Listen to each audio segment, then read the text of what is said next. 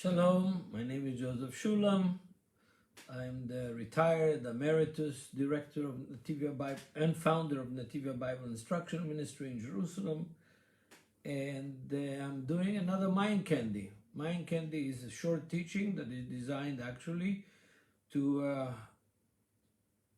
awaken ideas, concepts that are not so popular and not so understood and not so mentioned by my Christian brothers and sisters, and especially by the teachers and pastors of evangelical churches. And the text that I'm going to share with you today is from Matthew chapter 15, verse 21 to 28. And I have some interesting things, insights to discuss with this very, very interesting and somewhat controversial issue. I'm going to change my text to English.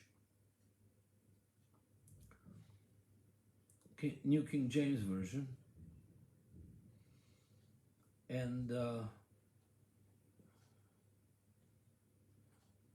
go to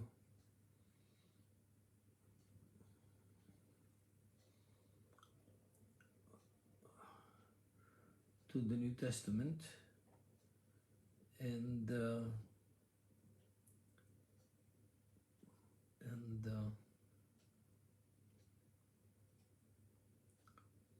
try to understand the text.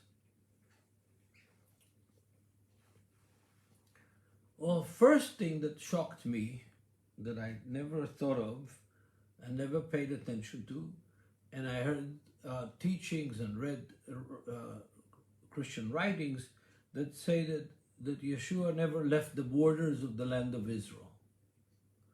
And until today, I thought that was right. Yeshua stayed in the land of Israel, ministering in the land of Israel, died in the land of Israel on the cross, resurrected after 3 days in the land of Israel, went to heaven from Jerusalem in the land of Israel, coming back to the land of Israel. But suddenly I read that in verse 21 of chapter 15, then Jesus went out from there and departed to the region of Tyre and Sidon.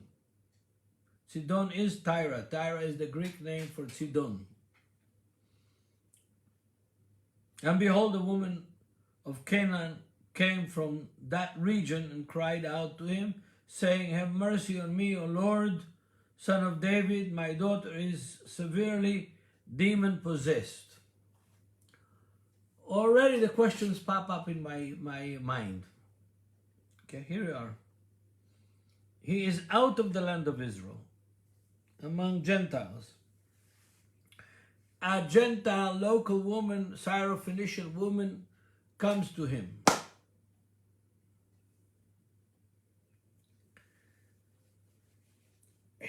Supposedly a stranger in that region of the country. I understand a person in Jericho recognizes him and knows, "Son of David, heal me." Yeah.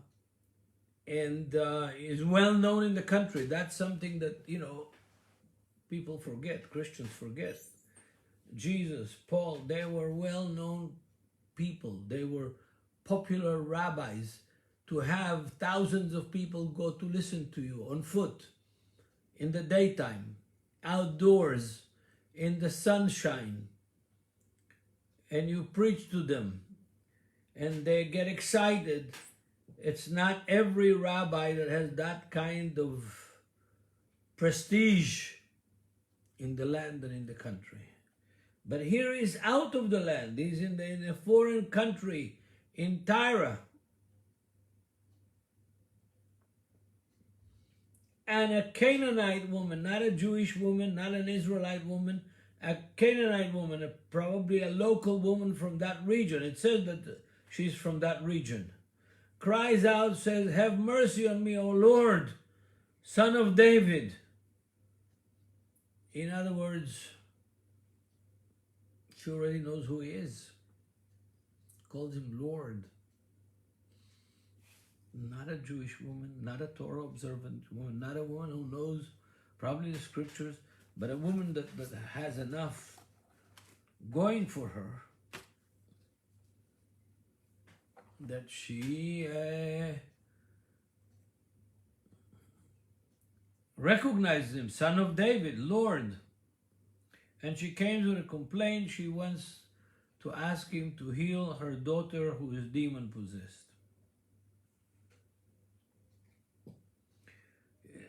The first reaction of Yeshua is strange, but I can understand it. He doesn't want to say anything. He doesn't want to say yes or no. He doesn't know what's going on. He doesn't know whether it's a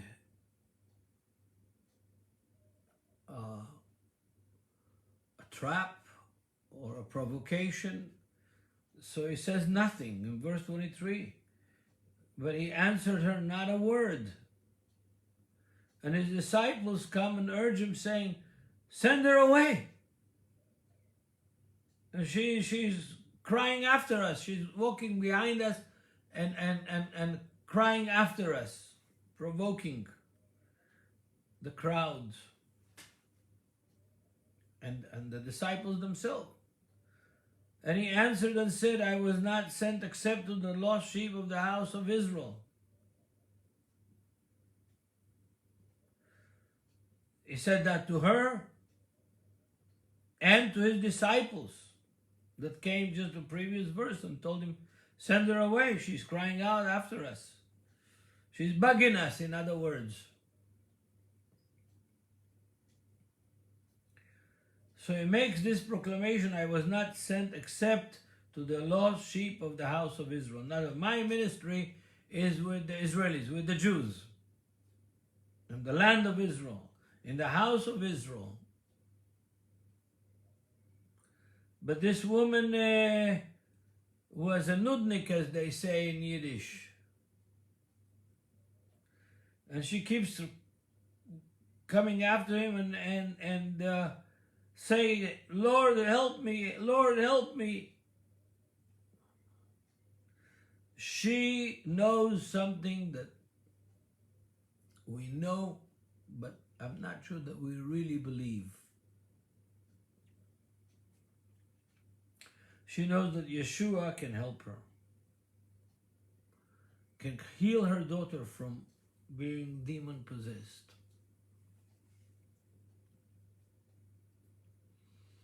She knows it, and she won't let go. She is dedicated to her daughter and dedicated to the desire to see Yeshua respond in her favor. But he answered and said, Yeshua answered and said, is it not good to, it is not good to take the children's bread and throw it for the little dogs. Puppy dogs, that's how it should be translated. And she said, yes, Lord, yet even little dogs eat the crumbs which fall off their master's table.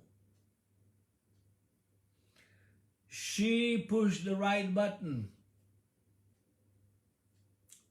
What was the right button? She had humility.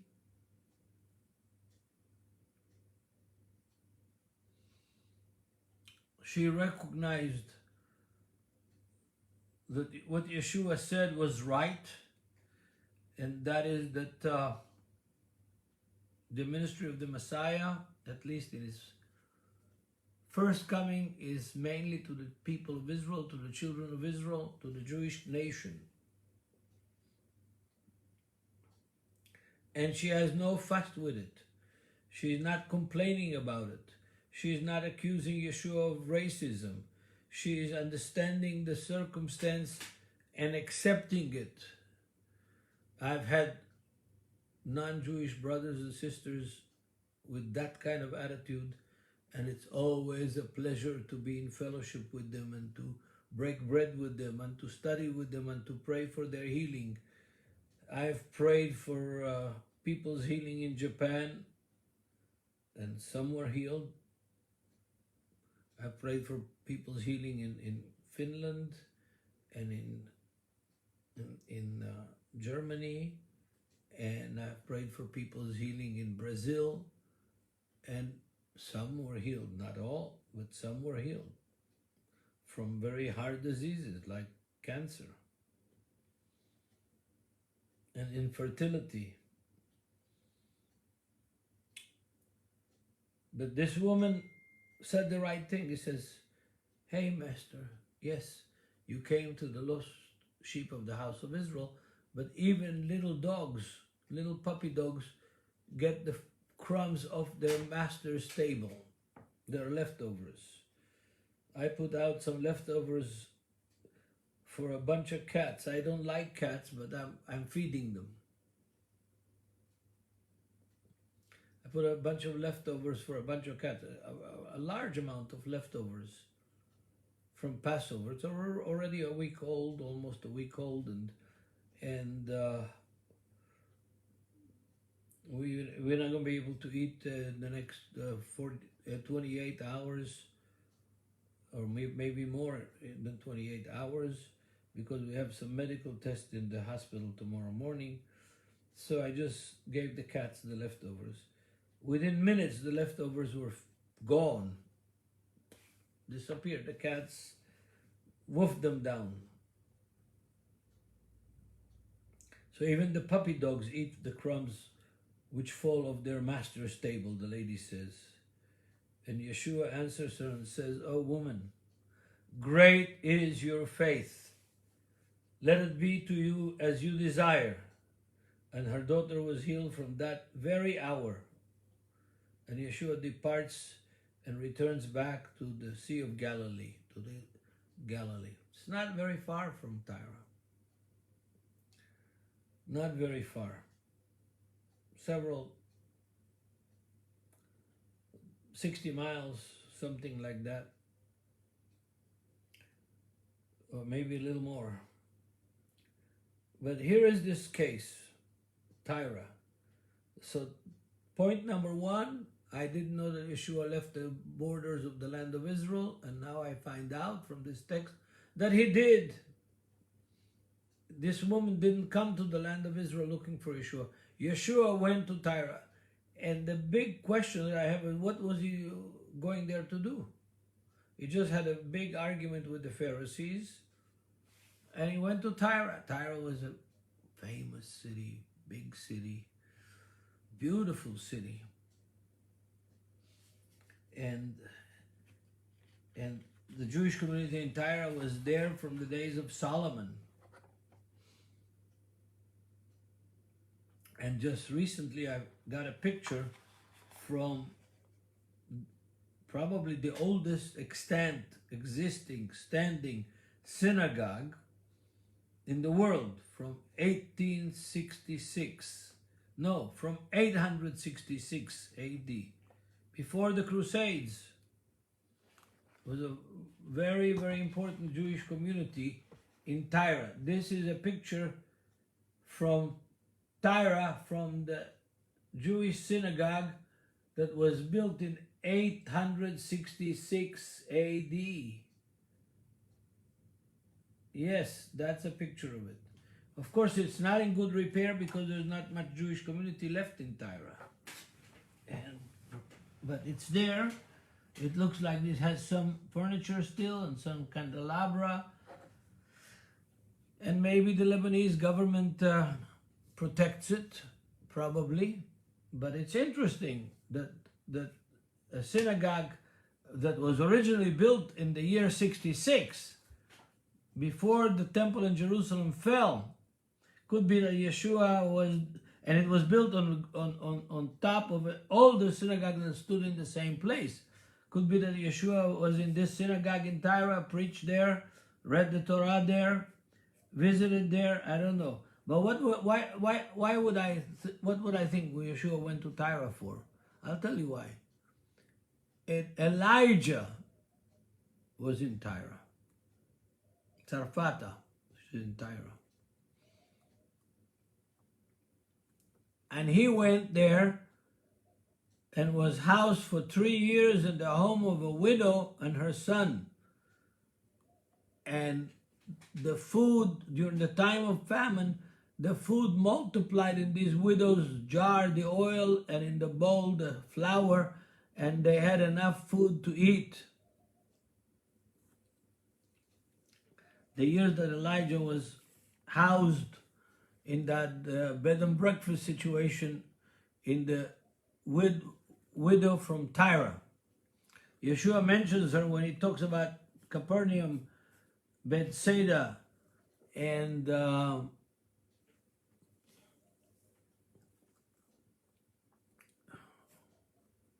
third city there, near the two others. My memory is not good with names. Anyway, Yeshua mentioned that the faith of that woman from Tyre was greater than he saw in all of Israel. And now there's another woman from Tyre that has great faith. And Yeshua commands her faith and heals her daughter. And everybody gets shaken when he says, I didn't come but for the lost sheep of the house of Israel. But this is the truth. The Messiah didn't come from Bangladesh. He didn't come from Kentucky. And he didn't come from Frankfurt, Germany. And he was not a Cherokee Indian. With all due respect to the Cherokee Indians who suffered so much by the hands of the Christians in the United States. They walked from Florida. They were first exiled from Tennessee and the Rocky Mountains, not the Rocky Mountains, the Blue Ridge Mountains, to Florida, and then from Florida by foot on the Trail of Tears, where many of them died from hunger and exhaustion and persecuted.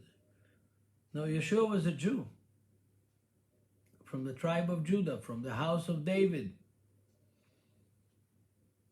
All of his life was mapped by the prophets, where he's going to be born, what he's going to do, how he's going to die, and how he's going to come into Jerusalem, and how he's going to resurrect from the dead, and his ID card was full of details. Yeah. And it's true that he came to the lost sheep of the house of Israel. But when he saw a non-Jewish woman with such a faith, he honored that faith. He respected that faith. He respected the fact that she already did her homework and knew who he was. Son of David, Lord, Son of David, she called him. In comparison to some of the Jews and the Pharisees that not only that knew who he was, but that didn't accept it and maligned him and actually, tried to defame him. The Gentile woman knew her place, had great faith, and God honored her faith. It's mind-blowing when you look at it in this light. And may God bless you all, Jews and Gentiles, Indians and Japanese and whoever, Arabs and Jews. Remember, God honors people's faith. Not their religiosity, but their faith. May God give us all more faith. In Yeshua's name, amen.